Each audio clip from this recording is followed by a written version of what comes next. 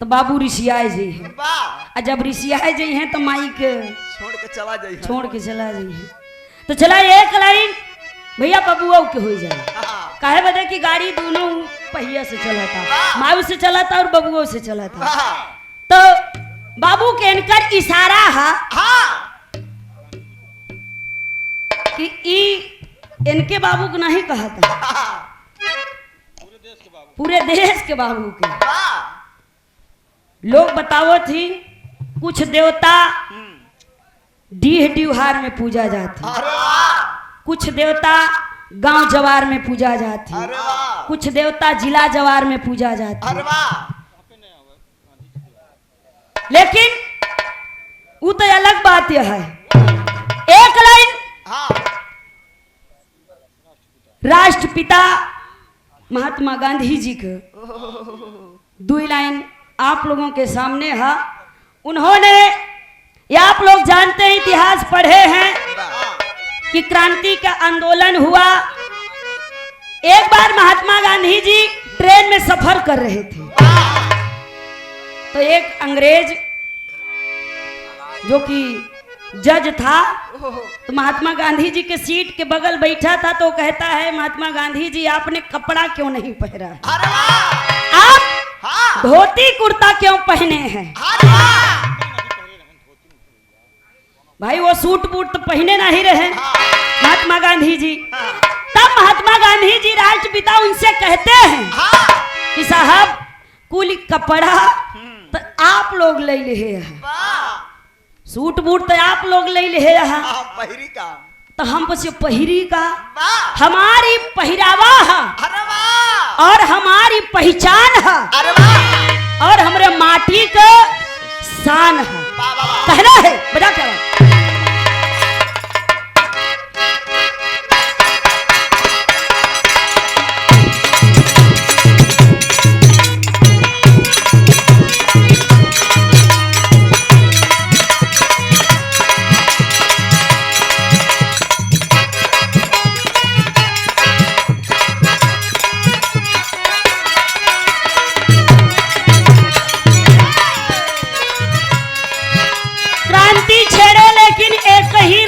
पे उन्होंने अंग्रेजों को इस देश से भगाया है।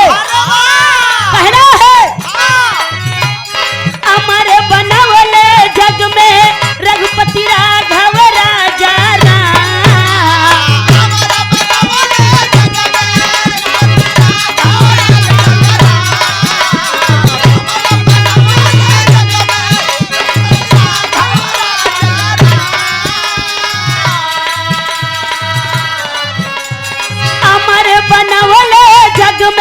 रघुपति राघव राजा राम, पतित पावन सीताराम, बापू कोटि कोटि प्रणाम।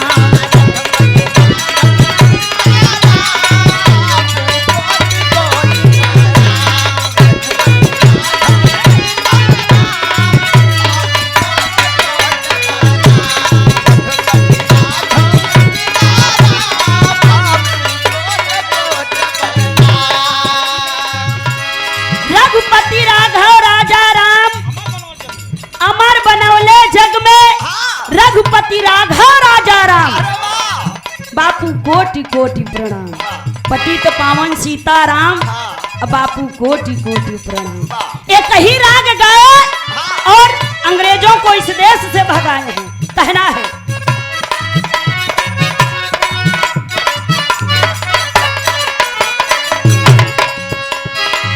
आजादी के राग सुना के आंदोलन के लहरे उठावले,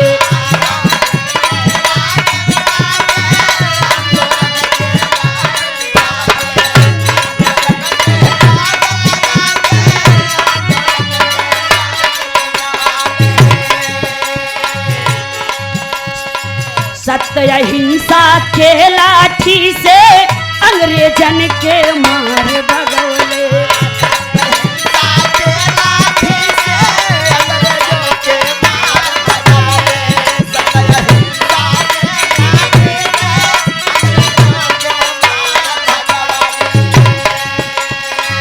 आजादी के राग सुना के आंदोलन के लहरे उठवले, सत्य अहिंसा के लाठी से अंग्रेजन के मारे भगवले। ब्रिटिश राज से रार बढ़ौले, बनवले बिगड़ल काम।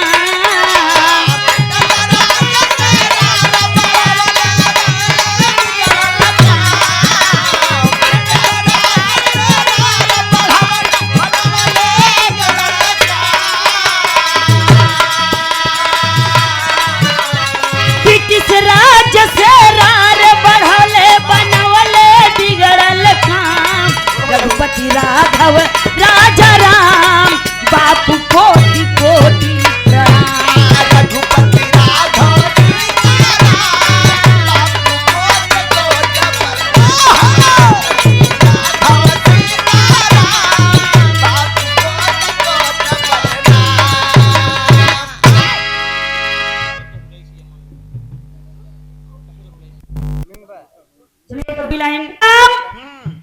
लंका जीत के आए, अरे वाह, सिंहासन पे बैठे अयोध्या में। अरे वाह, समय बीतने लगा। हाँ, एक दिन हाँ, ऐसे संध्या का बेला रहा, अपने सिंहासन पे लेटा है, वाह वाह वाह, मन में सोचा था है कि अब हमरे नियन वीर क्यों हैयो नहीं है, वाह वाह वाह, अब तो हम विश्व विजेता है। अरे वाह, काहे बदे कि सब वीर मराई गया है। वाह, अब उस समय आ गया है कि हम सीता से कह दे कि हमरे बाह के आप पूजा कर रहे हैं। पूजा करें। वाह, कल से नवरात्र स्टार्ट है। हाँ, वही सोचते हुए भगवान श्री राम माता सीता के पास गए और माता सीता से कहते हैं, क्या कहते हैं, कहना है,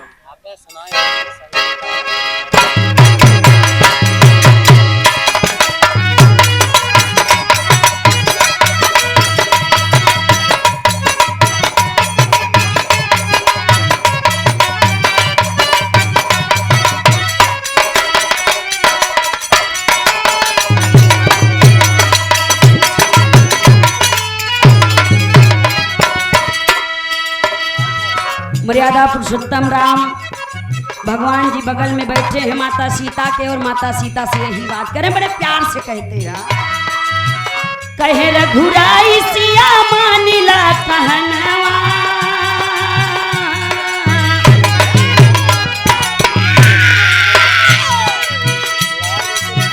कहे रघुराई सिया मानिला कहनवा, बहिया के कही दापू जनवा हो, बहिया के कही दापू जनवा।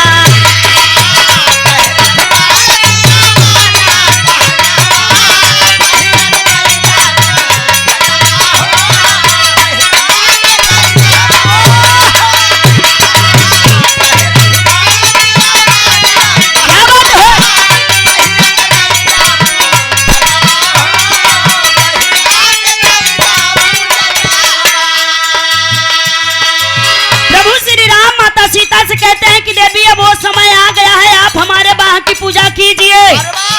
अब मुस्किया रहे हैं भगवान। तब माता सीता अपने मन में सोचती हैं कि लागता प्रभु के घमंड हो गया है। वही हाँ,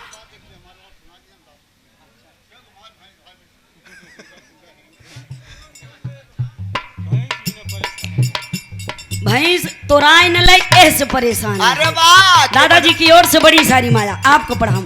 माता सीता भगवान श्री राम से कहती हैं, क्या कहती हैं, कहना है, क्या बात है, सुन के बचन हरि से बोली सिया रानी,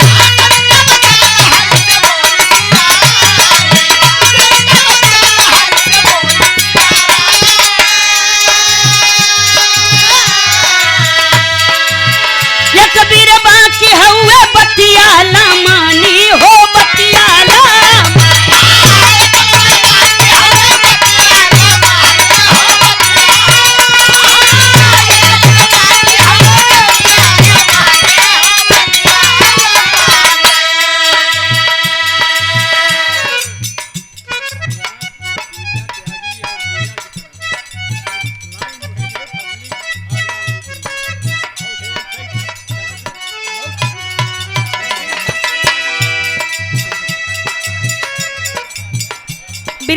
रसीला प्रेमी दादा ही दिखात हैं। अरे वाह आवाज कहत हैं गीता त्यागी हीरा लाल उन्हीं के नियन हो चाहे लाइन उहे रहे चाहे पब्लिक बैठी है। वाह ये पब्लिक है दादा सब जानती है। और कहा था जैसे चला भाव आए है कोशिश किया जाए वाह वो भाव के हो बात होत है। आपको प्रणाम 101 रुपया बाबूजी की ओर से आशीर्वाद दे। हम बच्चे अपने कला में काम भैया सिटी न दे। कई दबधान स्वामी जाके समर में रक्त बीज जे करबा नमवा हो रक्त बीज जे करबा नमवा।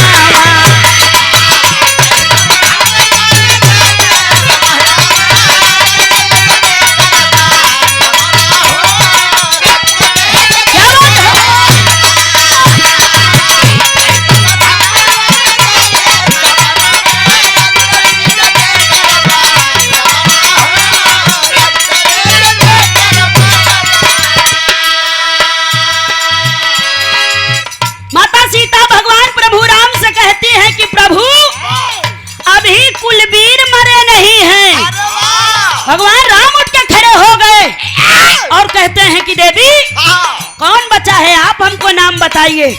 तब माता सीता कहती है कि रक्त बीज दूसरा नाम शास्त्रा बाहु बताया गया। और प्रभु आप जाइए उसको मार के आइए तब मैं आपके बाह की पूजा करूंगी। लेकिन एक बात याद रखिएगा रक्त बीज के माई ओके वरदान दे है कि बेटवा तो से जे लड़ाई आए जय बाण तोहरे शरीर में लागे जय बूंद खून धरती पर गिरे तई वीर तोहरे नियन तैयार हो जाए। प्रभु आप उसको मार के आइए तो मैं आपके बाह की पूजा करूंगी। भगवान राम कहाँ हैं? लंका में कजनी के तने वीरन के मार के आई है। रावण महाज्ञानी मैंने उसको मारा है तब वो कौने खेत को बथुई हो। भगवान क्रोधित हुए और धरुण बाण लिए लेकर चल लिए बाबूजी। कहना है लेके धनुष राम समर पीछे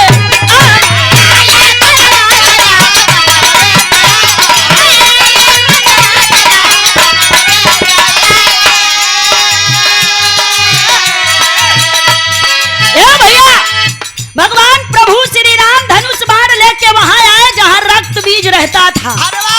ललकार दिया रक्त बीज को रक्त बीज। इतनी बात जब रक्त बीज सुनता है तो बाहर निकलता है तो कहता है तू क्या हो? हम तो बाबू नहीं। भगवान राम कहते हैं जब रक्त बीज निकला कहा आप कौन हैं? तब भगवान राम कहे मैं मर्यादा पुरुषोत्तम राम हूँ। रक्त बीज कहा तू है राम है। रक्त बीज कहा तो तू है राम है। भगवान राम कहा हाँ मैं ही राम रही। कहा तू यहाँ करत का है? तब भगवान राम कहा मैं तुमको मार के जाऊंगा तब हमारी सीता हमारे बाह की पूजा करेंगी। कहना है लेके धनुष बाण तगवा के टक्कर से बनवा चलाए हो बनवा चलाए।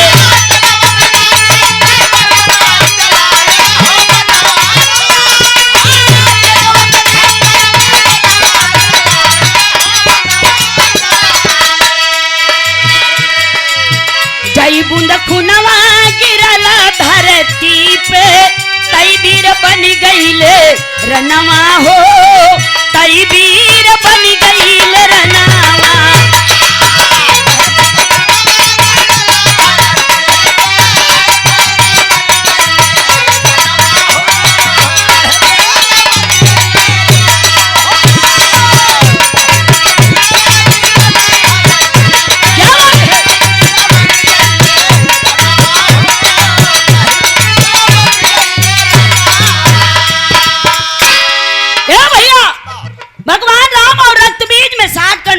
बता रही हूँ काहे बता कि टाइम ज्यादा हो जाए।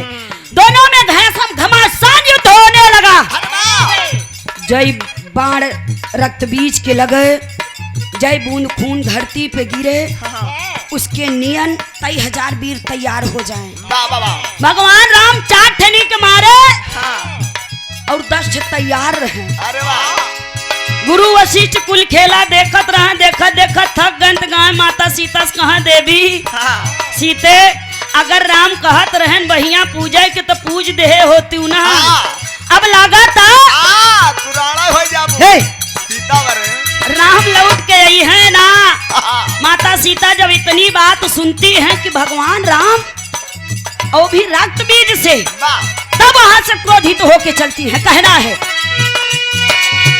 प्रधान सिया चली कर के समरिया,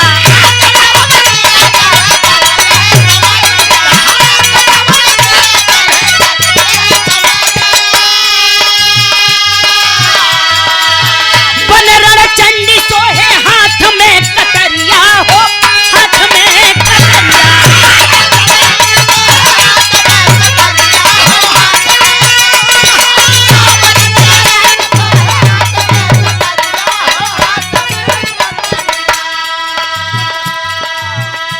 सन सन ते गवा चलावेली जोगिनिया, रक्त बीज के हर सितवा मनवा हो, रक्त बीज के हर सित मनवा। माता सीता क्रोधित से चल देती है और बताया जाता है बाबूजी की आंख से आंसू गिरता है माता सीता की आंखों से, और उसी समय एक तेज उत्पन्न हुआ उनके शरीर में, रूप ही बदल गया। बताया जाता है रणचंडी का रूप रख लेती है। और जब माता सीता रणचंडी का रूप रखती है तो 8 हाथ होएगा। लोग बताते हैं एक हाथ में त्रिशूल है, एक हाथ में गदा है, एक हाथ में तलवार है, एक हाथ में मोबाइल है। मोबाइल कर बाबू दे रहे तो मोबाइल रही। माता सीता के हाथों में अस्त्र शस्त्र सूह रहा है बाबूजी, और एक हाथ में खप्पर ली, एक हाथ में तलवार। जितने रक्त से रक्त बीज पैदा हुए थे सबकी मुंडी काटती गई और वही मुंडी का खून खप्पर में रोपती गई। जब एक भी बूंद खून धरती पे नहीं गिरा बाबूजी तो एक भी वीर पैदा नहीं हुए। रक्त बीज का संहार हो गया और जौन माई खुनवा खप्परवा में रोपत रहे ओका कुल पियत ये। कहना है खप्पर में रोप पिए खुनवा के भरिया,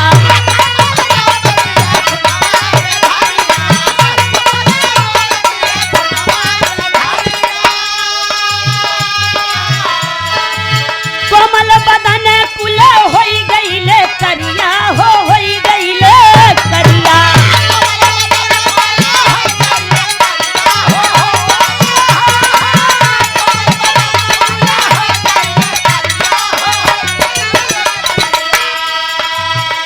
तब प्रमाण मिला भइले काली अवतार मोरे भैया, जाने लजे के जहनवा हो, जाने लजे के जहनवा।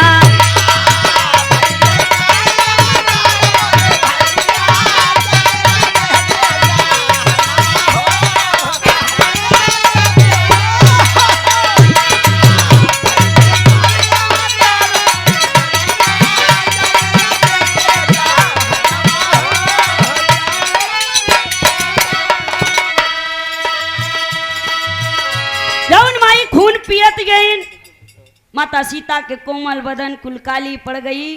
और बताया जाता है कवि ने प्रमाण दिया कि नवरात्रन को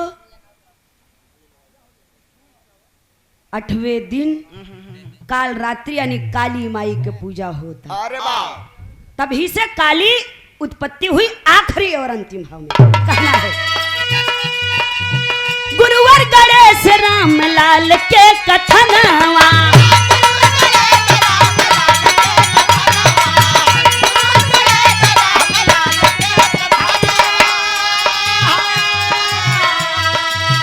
कभी जगदीश होई है काली के पूजनवा हो, काली के पूजनवा।